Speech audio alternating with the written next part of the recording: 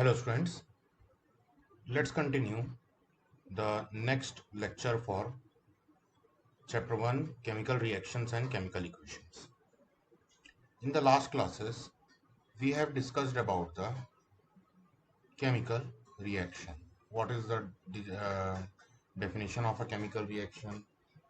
What kind of things we are which is taking place in chemical reaction means what is a chemical change, what is difference between physical and chemical change, and also we have discussed some of the question and answer related to that particular topics. The next topic for the chapter chemical reaction and equation is the chemical equation. What is a chemical equation? Okay, let's start. So what is a chemical equation?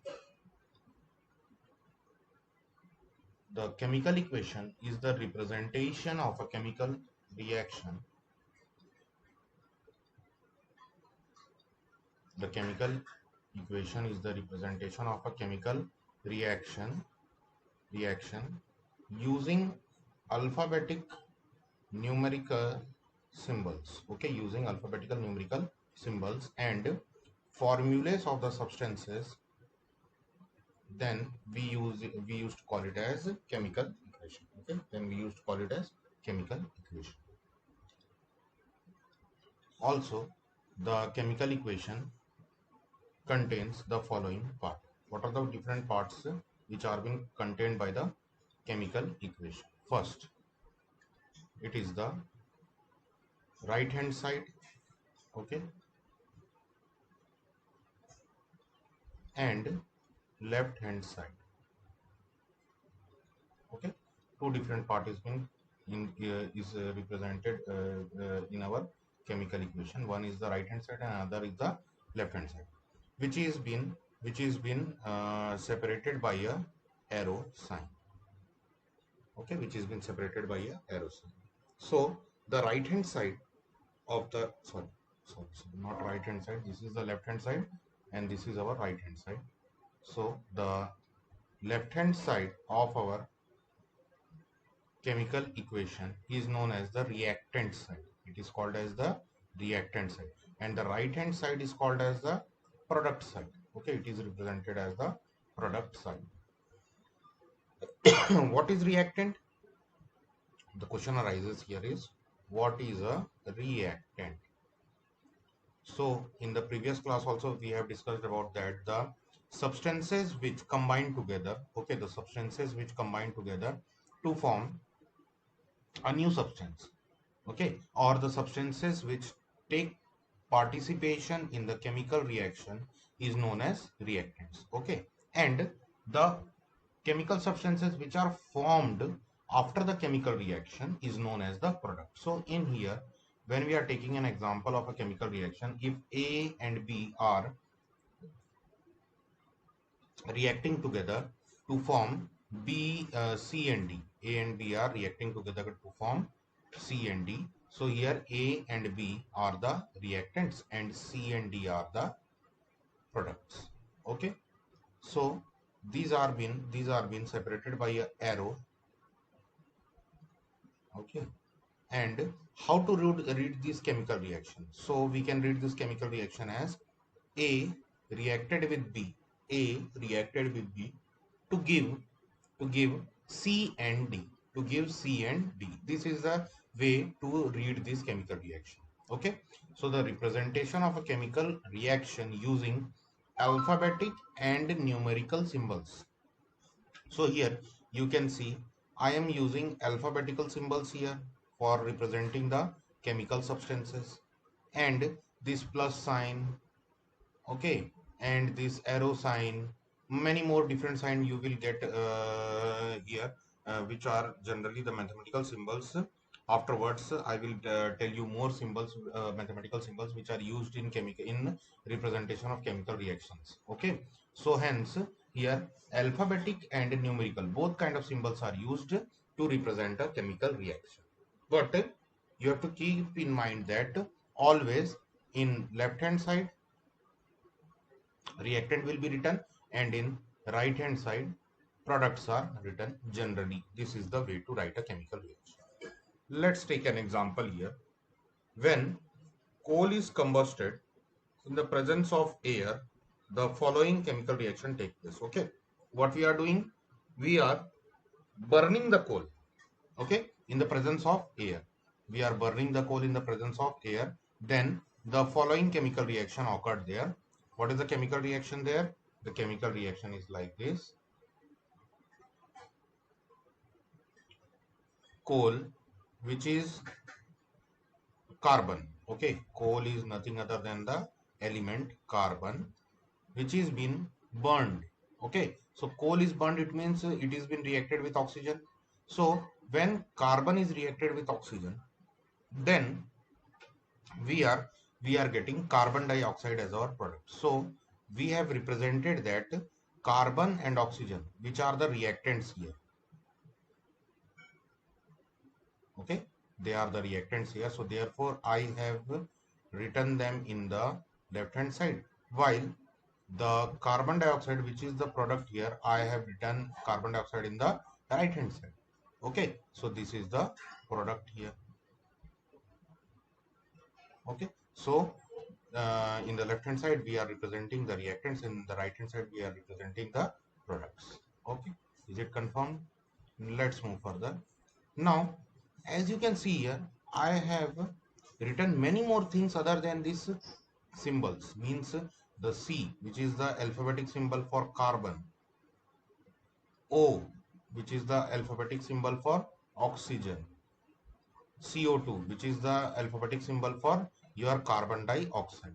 Okay, so other than this products and reactants, I have mentioned many more things here, such as this S letter, this G letter, this triangle shaped sign. Okay, so what all these things are representing here? Let's talk about this. Here, the different letters which were represented there means S, L, G, AQ, all this type of letters you have seen in some of the chemical reactions been mentioned. What these letters are representing? The physical state of a chemical substances can be represented in a chemical equation. Okay, we can represent the physical state of the chemical substances which are participating in the chemical reaction. Okay, in the chemical equation we are using, to represent this thing, we are using letters such as S to represent the solid state. Okay, to represent the solid state we are using S. To represent the liquid state we are using L. Okay, to represent the liquid state we are using L. To represent the gases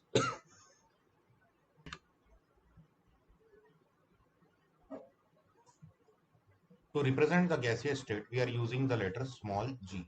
Okay, and to represent the aqueous state, aqueous, aqueous, aqueous solutions, we are using the letter aq. Okay, what does this aqueous solution means? The aqueous solution means any solution which is containing solvent as water. Okay, when any solution is containing solvent as water, then it is known as a aqueous solution. In the class 9th you have studied about solutions, so there in solution there were two parts, there were two parts. One was solvent and the another one was solute. Okay, these two parts were there. So what was the solvent? Anything which makes any thing soluble in it. Okay, means the substance which is larger in amount, then that part of a solution which is larger in amount is known as the solvent, and the substance which is smaller in amount,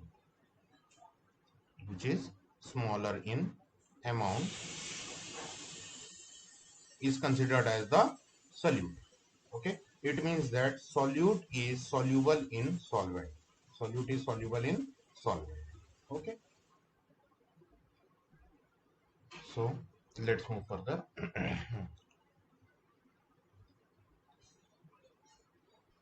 the color of the substances can also be, the color of the chemical substances can also be represented at the chemical equation. Okay, can be represented at the chemical equation. If I am taking an example here, then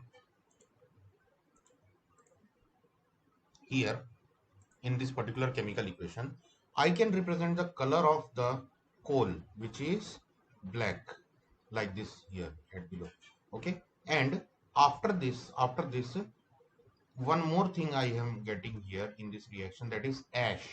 Okay, ash. So ash is gray in color, so I can write there gray as the color of the ash. Okay, so this means that we can represent the colors also. We can represent the colors also of the substances, chemical substances, which is used in our chemical reaction. Okay, next, the process which is been carried out in the reaction. Okay, which is carried out in the reaction, that can also be represented as such. I am taking an example here. If I show you the reaction there, so in the reaction I have used this triangle sign. This triangle sign is representing the heating or combustion process here. Okay, heating or combustion process here, and it is the symbol, the name of the symbol is delta. Okay, we call it as delta. Okay, so this is also a mathematical symbol. This is also a mathematical symbol. So we are using different numerical or mathematical, sorry, not alphabetical here. Numerical must not be there here. Mathematical word must be used here. Mathematical symbols, and formula of the substance is called chemical equation. Like this we must use here. So you can replace this numerical by mathematical. Okay, alphabetic and mathematical symbols are used. So this is a mathematical symbol. This delta is a mathematical symbol which represents the heating or combustion, process. Okay, let's move further. See, I have written this thing on here, that burning of coal. So we have used the sign delta. We have used the sign delta to represent it like this only. Different processes such as temperature. Okay, different processes can also be represented there, such as cooling. We can represent their cooling. We can represent their normalizing. Okay, like this, different kinds of processes can be represented there. Okay, other than the chemical processes or different types of processes, what we can more represent there? We can represent temperature also. Above or below the arrow sign, we can represent the temperature also. Pressure can also be represented above or below the arrow sign. Okay, etc. More conditions, more other conditions can also be represented there, above or below the arrow sign. Okay, so different types of conditions, different type of temperature, pressure, all these things can be represented in a chemical reaction above or below the arrow. More, what we can represent there? The evolution of gases. Okay, what we can represent there? The evolution of gases can be represented there by using this upside arrow.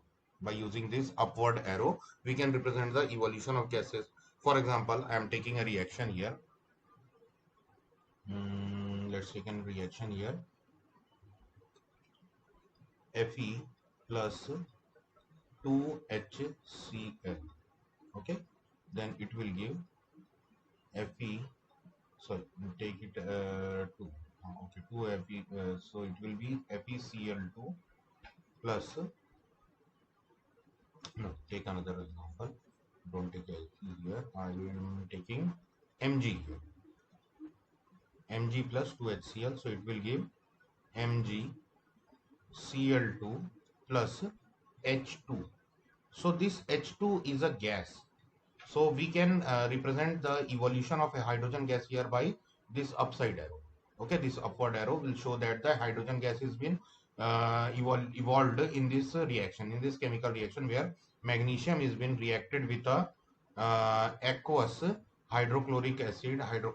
Here MgCl2 will be formed out and hydrogen gas will be released out in this reaction. Okay, so the releasing of or the evolution of hydrogen gas has been represented by this upward. Next, the precipitation can also be shown here. Okay, we can show here the precipitation also. For example of precipitation, what does precipitation means? First, you want to know what is the mean of precipitation. So when a chemical reaction occurs between two liquids or between a liquid and a solid, okay, or between two solutions, then suddenly if solid particle starts to settle down, if solid particles starts to settle down means they starts to collect in the bottom side of the solution, then this process of collection of solid particles suddenly due to a chemical reaction is known as precipitation. Okay, this process is known as precipitation. Again I am saying that precipitation is the collection of solid particles due to chemical reaction, when two solution chemical substances or one solution and a solid chemical substances are being reacted with each other, then that process is known as a precipitation reaction. Okay, taking an example here, aqueous solution of barium chloride is reacted with aqueous solution of hydrogen sulfate or sulfuric acid. When dilute sulfuric acid, okay, in other words we can call it as dilute also, dilute sulfuric acid is reacted with BaCl2 solution, then BaCl2 is also solution, it means it is mixed with water. H2SO4 is also mixed with water. So here two solutions are mixed with each other. It means both are liquid in liquid state. Suddenly after reaction we will see that white colored precipitates are formed there. Okay, white colored precipitates formed there and they start to settle down. Okay, so here what is the reaction here? Here the production is like this. Here BaSO4 is been settled down here. Okay, barium sulfate is settled down here, which is the precipitation. So we can represent the precipitation by using this downward arrow, and the product are 2HCl and BaSO4, and here this BaSO4 is in the solid form and it is been precipitated down. It is a white colored precipitate. Generally it is a white color precipitate. Okay, so this is an example of your precipitation, and before this I have given you the example for your evolution of gas example. Some more things you can represent in a chemical equation, that is the catalyst. Okay, a catalyst can also be represented in a chemical reaction. So first, what is a catalyst? Let's define a catalyst. Any substance or a substance that enables a chemical reaction to proceed at a usually faster rate. Okay, usually faster rate. Faster rate means faster speed. Okay, we can increase the speed of a chemical reaction under general conditions only. Okay, under general condition means without altering the temperature, without changing the temperature. Okay, without making the temperature high or making the temperature low, means no change in the temperature will be done, but the reactions speed will increase due to any substance. By using any substance, if the reaction speed increases, then that substance is known as catalyst. Okay, then that substance is known as the catalyst. Many more types of catalysts are there in chemistry. There are many types of catalysts, but we are generally going to study about two main types of catalysts. One is the chemical catalyst and one is the biochemical catalyst. Okay, chemical catalyst and biochemical catalyst. So both the catalyst example I will give you in one example only. Okay, so the chemical catalyst. What are the chemical catalysts? Generally metals, okay, metals and some of the chemical substances such as Lewis acids or bases. Okay, all these things are said to be are used in some of the chemical reactions in order to increase the speed of the chemical reaction. Okay, in order to increase the speed of the chemical reaction without changing the general conditions such as temperature or pressure of the reaction chemical reaction. We increase the speed of the chemical reaction, then that type of substances are known as the chemical catalysts. Generally they are metals and chemical substances. So for this, let's take an example here. CH2, CH2. Okay, ethene, it is ethene. So ethene is to be converted into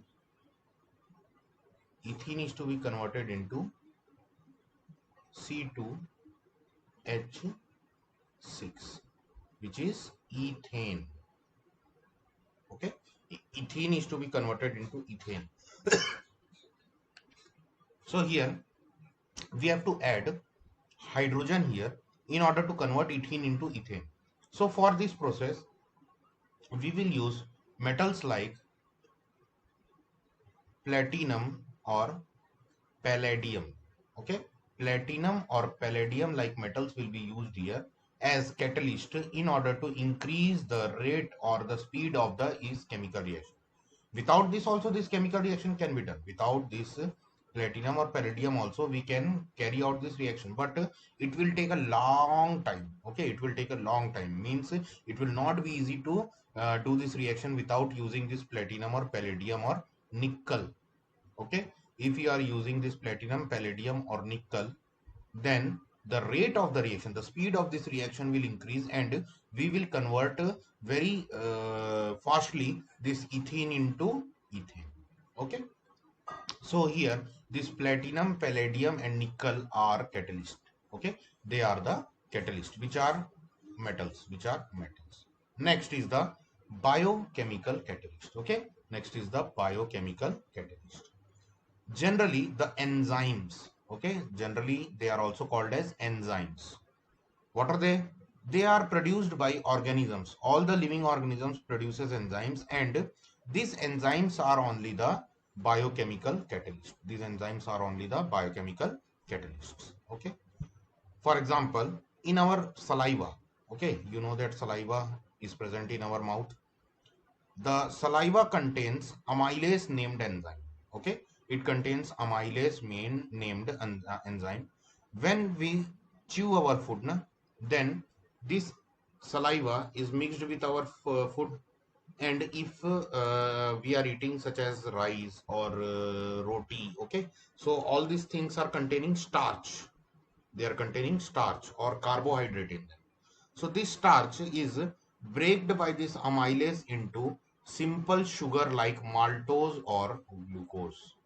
Okay, these are the simple sugar and these are the complex sugar. Starch is a complex sugar which is been breaked into simple sugar, which is maltose or glucose, which are digestible by our body, So this amylase helps to convert the starch into maltose and glucose. So hence this amylase, which is an enzyme, is a type of biochemical catalyst. Similarly, in plants, chlorophyll is present there. Okay, chlorophyll is present there, which is also a type of biochemical catalyst. This chlorophyll absorbs the energy of the sunlight. Okay, this chlorophyll absorbs the energy of the sunlight and helps in the process of photosynthesis. Okay, helps in the process of photosynthesis. So it is known that you have studied in your lower classes that photosynthesis cannot be occurred in night time. Why? Because during that time the process becomes very slow, means the combination of carbon dioxide with hydrogen with water to form glucose here or starch here, it is very slow. But when sunlight occurs there, then this process becomes very fast, because this sunlight acts here as catalyst. Okay, this sunlight acts here as catalyst, and This sunlight is been captured by chlorophyll, so therefore the chlorophyll acts here as a biocatalyst. Okay, so we can represent the catalyst also like this. I have represented here in this reaction. I have written here chlorophyll and sunlight above this arrow. So here we can represent the catalyst also in a chemical reaction. So this was for chemical reactions and all the information which we can give in a chemical equation. Sorry, in this was about the chemical equation which is included in your class 10th chapter, and all the informations which can be used in a chemical equation to make you aware of what kind of different things or different processes or different physical state or different color, all these things is been carried out in our chemical reaction. Okay, so for today this much I am continuing, and we will continue in our next class. So thank you for watching this video.